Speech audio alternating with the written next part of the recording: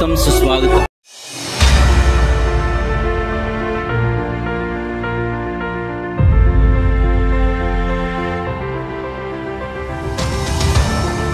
దేవుడు మమ్మల్ని అంతగా దీవించాడు.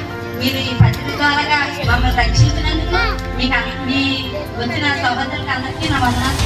ఈ చీటిగా కొత్తూరు లేకపోతే జగన్నాథపురము ఈ చుట్టుపక్కల ప్రాంతాలలో ఉన్న ప్రజలు నశించిపోకూడదని సర్వ మానవారిని రక్షణలోనికి నడిపించడం కొరకు దేవదేవుని చేత ఏర్పాటు చేసుకున్నటువంటి దేవుని దూత అయినటువంటి దేవుని సాకుని ప్రాంతానికి దేవుడు పంపిస్తున్నాడు.